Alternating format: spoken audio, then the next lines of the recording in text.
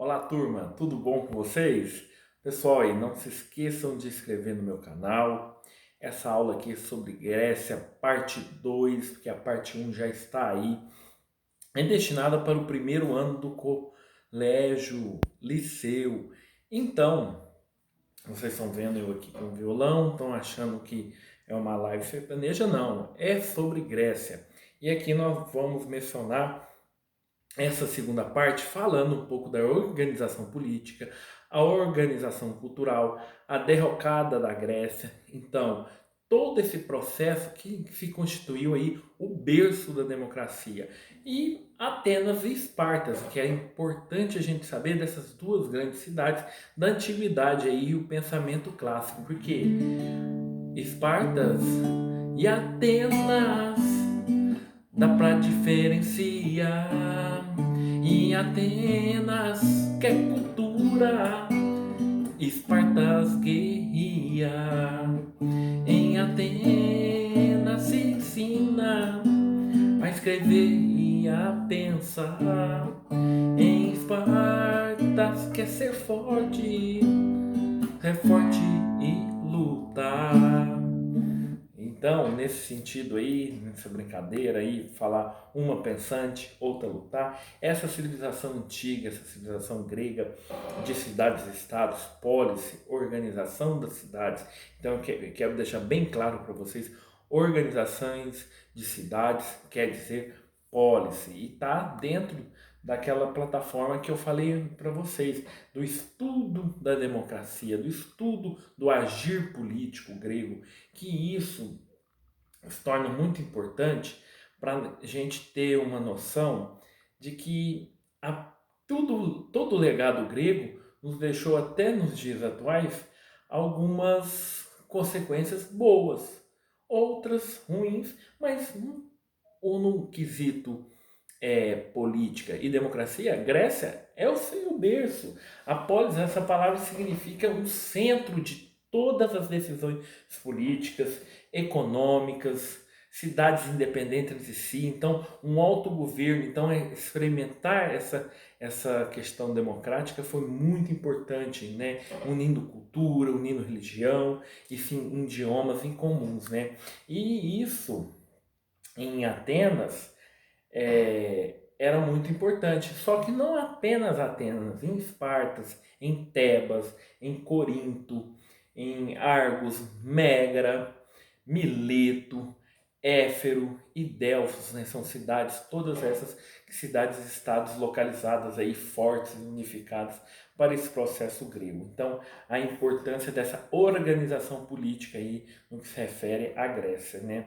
E quais eram as formas de governo que até meados aí do século XVIII, assim, final assim de século XVIII, começo do XIX, ainda tinha monarquia. É uma das diferenciações de formas de governo grego. Olha, nós estamos falando isso mais de milhões e milhões de anos antes de Cristo. Então, a forma de governo, essas polis, elas tinham a sua organização.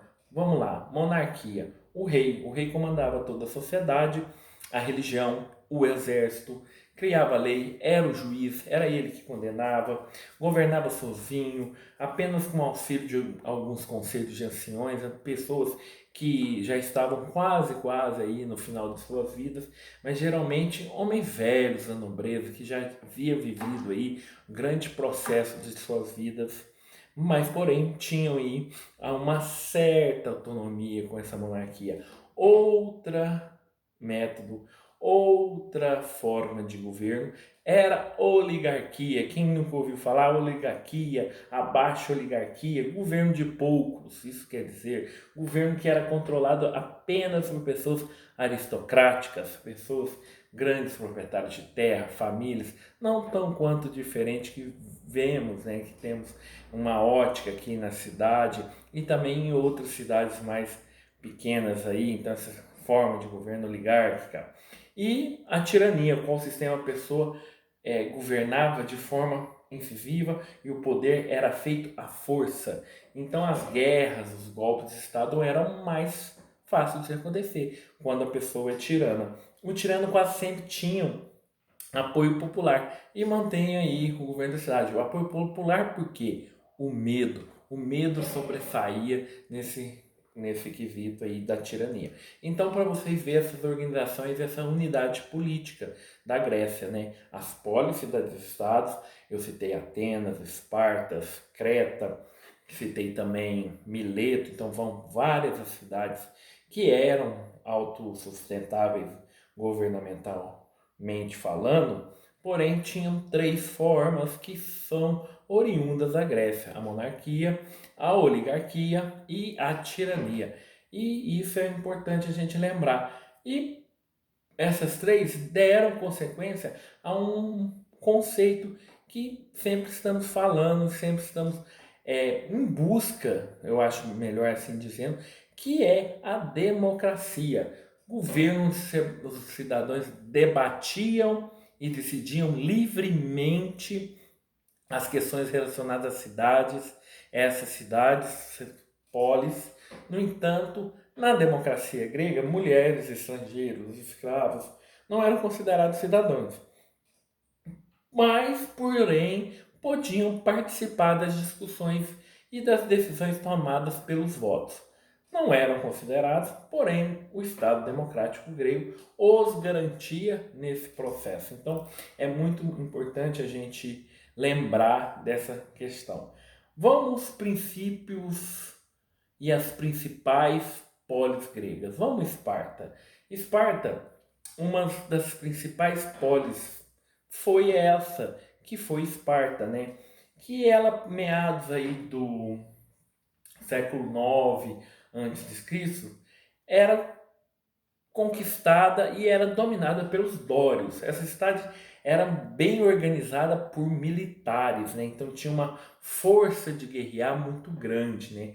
Era tipo uma organização base de poder hierárquico dos militares, onde eles mandavam, eles comandavam, né? As características deles eram conquistas aos outros povos, né? Então a gente tem que ver, igual eu mencionei na musiquinha, não ficou muito afinada, mas usando sempre estratégia de guerra. Essa Esparta. Esparta vai ficar conhecida pelo culto e pelo corpo forte, né? Desde criança os espartanos eram treinados para quê? Para que todos eles sejam preparados para as batalhas, né? Tendo uma cultura fortemente voltada para a guerra, né? Eles querem sempre mais a conquista de espaços, tendo que os esportes mais praticados naquele momento, apesar que a Grécia é o berço das Olimpíadas, um dos esportes mais conquistados, mais praticados naquela época eram as lutas, né? As lutas eram o esporte. E qual que era a sua cultura? A cultura expansionista, a cultura que ia propagar em toda Esparta, a cultura militar de expansão. Então eles decidiam conquistar tudo militarmente, territórios vizinhos, conquistas. Então os espartanos eram guerrilheiros. Eles invadiam uma cidade e toda a nobreza espartana ia lá e dividia aquela cidade entre si. A população aprisionada eram obrigados a trabalhar no cultivo de agrícola, eram obrigados a trabalhar para eles, a pagar impostos aos espartanos. Essas formas aprisionados aí, essas pessoas que eram aprisionados eram chamados de ilotas, né? Então, essas pessoas aprisionadas, esses ditos escravos, né, dos espartanos eram chamados ilhotas. Nas batalhas de expansão gregas, a escravização era sempre que quem perdia a batalha. Então, nas batalhas, era comum a escravização de quem voltasse e não conquistasse a sua guerra, né? A sua batalha. Né? Os espartanos também dominavam o território em quais as populações eram oriundas e mais fracas. Então, o caso eles sabiam dessa fraqueza e a pessoa não conquistasse, eles eram, mediante a isso, aprisionados. É, Porém, mesmo aprisionados, às vezes tinham que pagar imposto. Essas populações, em sua maioria, como os ilotas eram chamados, esses aprisionados, essa população, em sua maioria, que perdia descendentes, eram chamados de periecos. Então, para vocês terem ponto em uma excelência aí de entendimento sobre essas questões aí ancestrais aí da Grécia, né? Então essa educação militar, esse serviço militar, filhos saudáveis, então essa cultura física do corpo era muito praticada e moldada pelos espartanos, né, jovens, né? Então um grande historiador chama Plutarco, foi grego, ele define que a educação dos jovens era das seguintes maneiras: assim sendo, a educação era um aprendizado de obediência.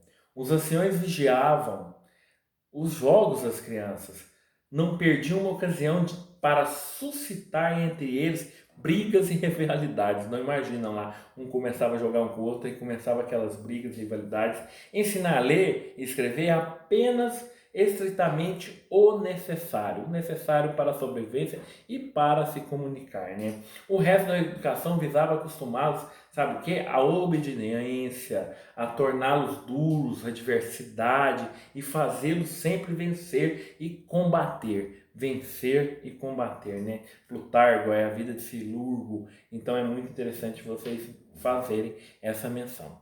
Outra parte importante da Grécia é Atenas.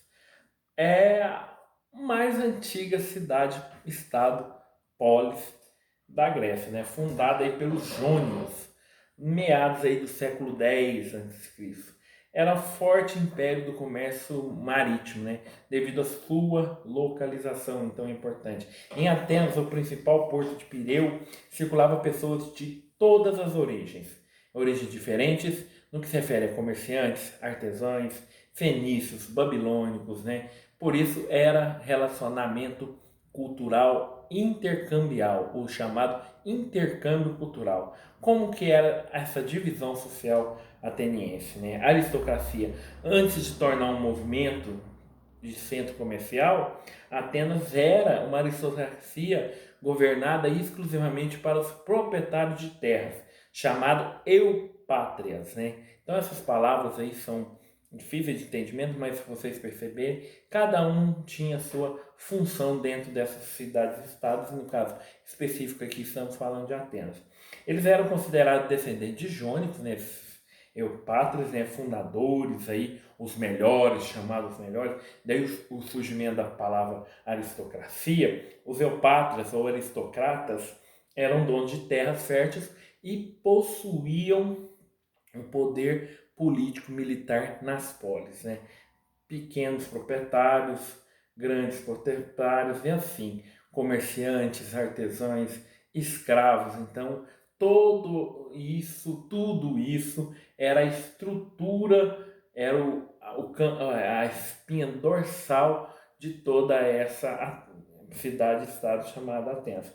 Primeiras críticas aí ao domínio aristocrático ateniense aconteceram aí por volta de 700 a.C. entre os plitas.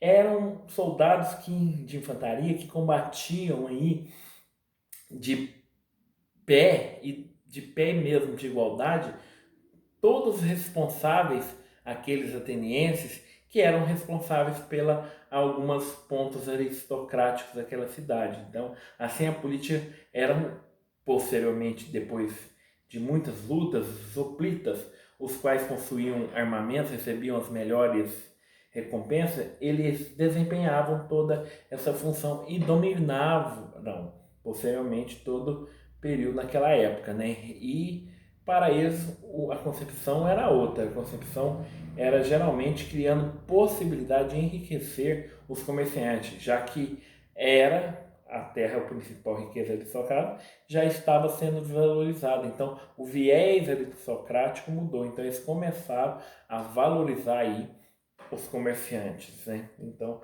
isso é muito importante falar. Mas dentro dessa concepção, Atenas era uma cidade pautada aí mais de conhecimentos, mais de questões relacionadas ao comércio e aí de aristocracias estudiosas, né?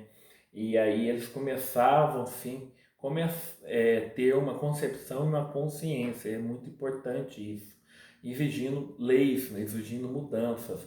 Então é muito importante pensar que um cidadão pensante e uma cidadã pensante, ele tem por si próprio ser mais questionador no que se refere àquilo que já está plantado, né, aos seus direitos, né, e são mais contestadores, por isso se reuniam e em todo o espaço ateniense, né?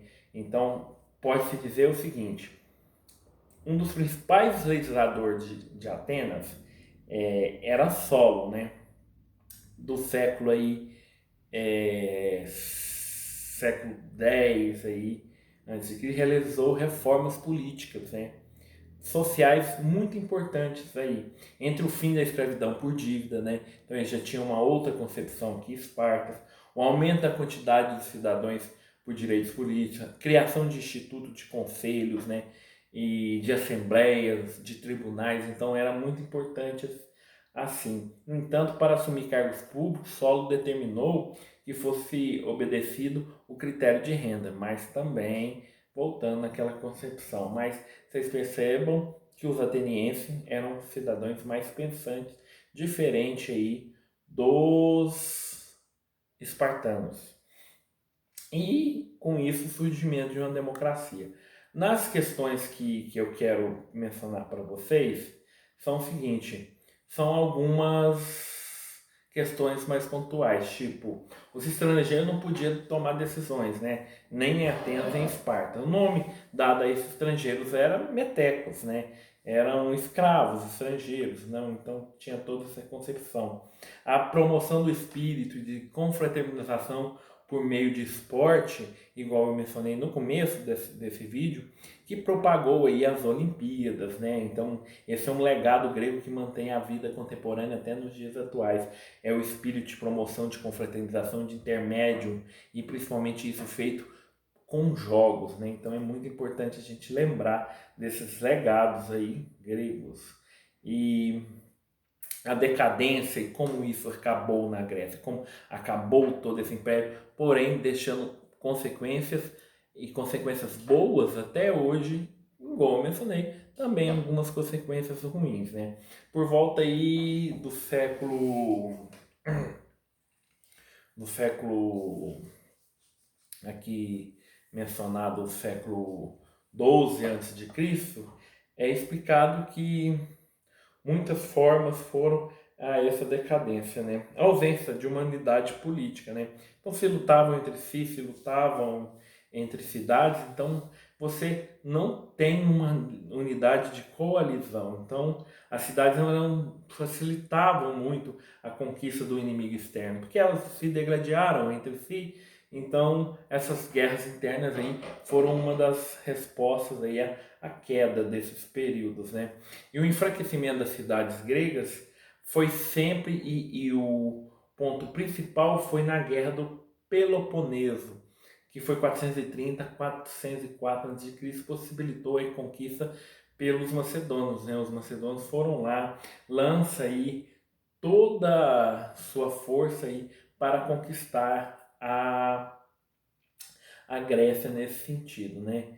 Então a gente tem que pôr em mente que toda essa concepção e toda essa questão de guerras, né, principalmente em Espartas, né, que eram os mais guerreiros, depois consequentemente deram por si a queda da Grécia, né, a existência de uma oligarquia, né, e principalmente essa cultura pautada em visar apenas aquele que está lá em cima e não valorizar os pequenos, também foi uma consequência drástica aí da Grécia Antiga. Eu tenho uma menção aqui muito interessante para falar para vocês sobre a questão que compreende o alcance das reivindicações que sugere aí até o nascimento dessa Grécia, né?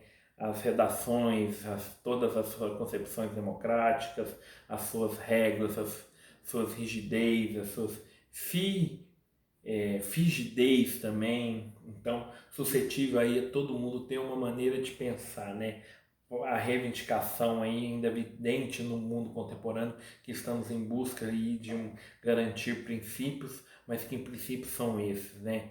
Então é correto a gente mencionar que a isonomia, igualdade de tratamento entre cidadãos, sempre também foi discutida na Grécia Antiga. Até hoje é perseguida aí por vários grupos que sentem marginalizados, com mulheres, negros, né, homossexuais, etc. Essa isonomia trata-se de garantir leis que sejam cumpridas para todos, sem exceções, né, e discriminação. Essa luta é antiga e também a luta da Grécia. Também a gente percebe que toda essa concepção democrática, toda essa concepção histórica vem de Grécia. Então, de Atenas veio a democracia e de Espartas veio a guerra e a força.